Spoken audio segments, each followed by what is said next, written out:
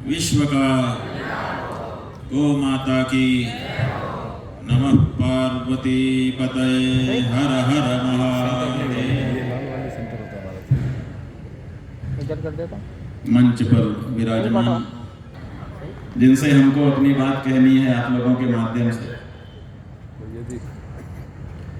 अब भूखे और भजन होता है, दोनों नहीं होता है, इसलिए विस्तार से नहीं संक्षेप में ही शाम को लेके निकले हो गौ माता को राष्ट्र माता बनाने।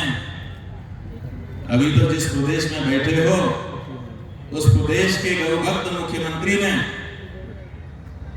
ये प्रस्ताव करना उचित नहीं समझा, तो हमको लगा कि आप सबके माध्यम से हम मुख्यमंत्री तक सूचना पहुंचाएं कि भैया आपके प्रदेश में बैठे बैठे हमको भी नाचने का मन हो गया, कितना अच्छा हो कि तुम गौ माता को राज्य माता जल्दी घोषित कर दो, ताकि यहाँ हम लोग आए और जैसे सब अपने मन के उत्साह को व्यक्त करना है ऐसे हम भी उठ करके थोड़ा गौ माता के लिए नाच। क्या पता ये मौका हमको मिलेगा कि नहीं मिलेगा, क्योंकि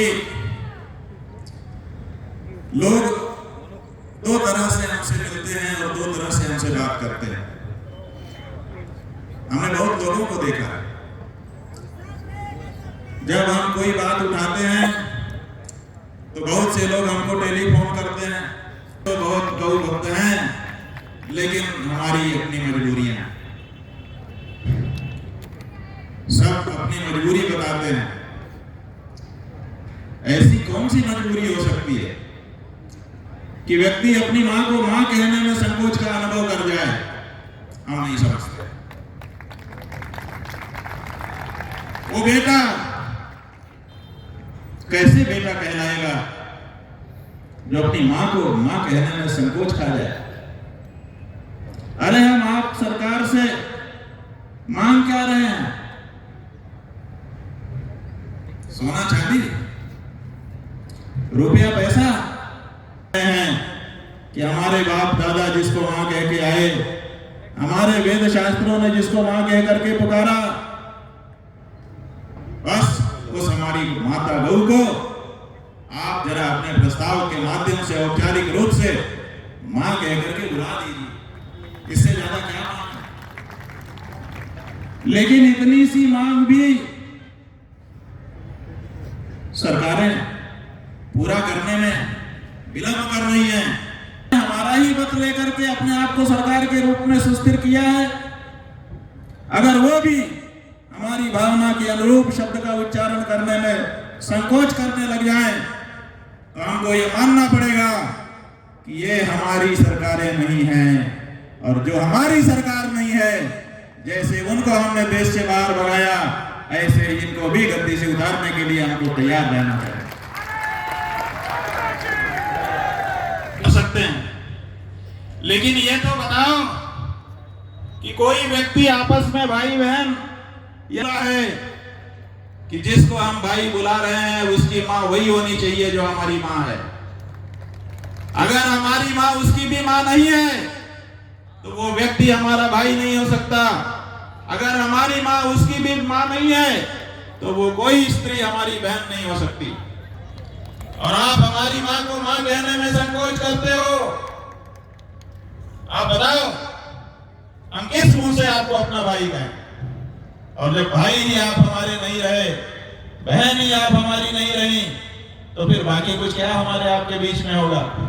हमारा में संकोच करते हैं, वो कहते हैं मां नहीं है, ये पशु है। अगर पशु है तो तुम्हारे बाप दादा मूर्ख थे जो उसको मां कहते थे, तुम्हारे गुरुजन मूर्ख थे जो उसको मां कह करके बुलाते थे, तुम्हारे शास्त्र मूर्ख थे जो उसको मां कह करके बुलाते थे, और तुम्हारे देश के तुम्हारे पूर्वज जो उसकी रक्षा के लिए अपने सिरों के बलिदान दे चुके, वो क्या मूर्ख थे? ये बड़ा प्रश्न है। इसलिए हमारी और कोई मांग नहीं है, हमारी एक ही मांग है, हमारी मां को मां कह करके बुलाओ और नहीं तो गद्दी से उतर करके हमसे हमारी नजरों से दूर हो जाए।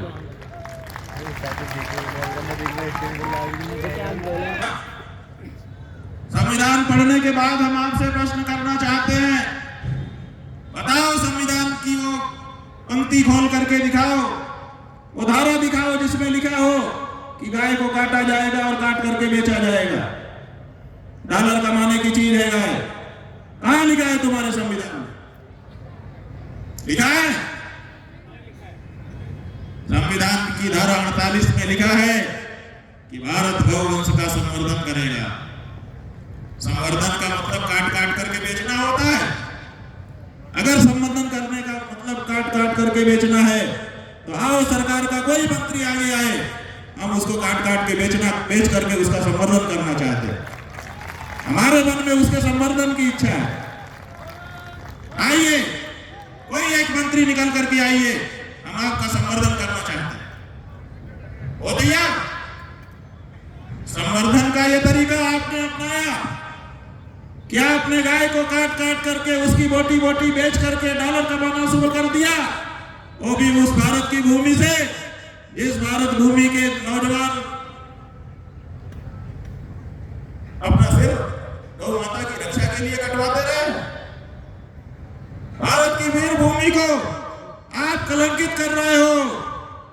ये भारत का काम जनमानस स्वीकार नहीं कर सकता।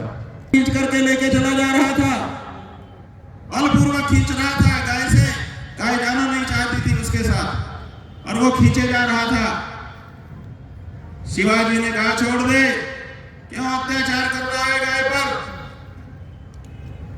उसने ध्यान नहीं दिया बच्चे की बात पर और शिवाजी ने तलवार कमर से निकाली और उसको घुमा दिया। कसाई का सिर कट करके नीचे गिर गया। गाय स्वतंत्र हो गई, प्रसन्न हो करके नहाती हुई भाग करके चली गई, उसके प्राण बच गए। बाजार के जितने लोग थे वे दौड़ के आए और उन्होंने शिवाजी को अपने कंधे पर उठा लिया और जैसे आप लोग नाच रहे थे ऐसे नाचने लगे। शिवाजी शिवाजी हो गए, छत्रपति हुए और हिंदू की उन्होंने चलाई। गौ ब्राह्मण हिंदू प्रतिपालक की पदवी उनको समाज ने प्रदान की। लेकिन आज जब कोई गाय की रक्षा के लिए निकलता है तो उसको गुंडा कहा जाता है। आपको बताइए कि शिवाजी गुंडा थे? हमारे आराध्य भी जिसकी आराधना करते हो उस गाय का ये मसला है। ये पशु का मसला नहीं है, ये राजनीति का मसला नहीं है, ये हमारे हृदय से जुड़ा हुआ मसला है। और इसको पहचानने में आप जितनी देर करेंगे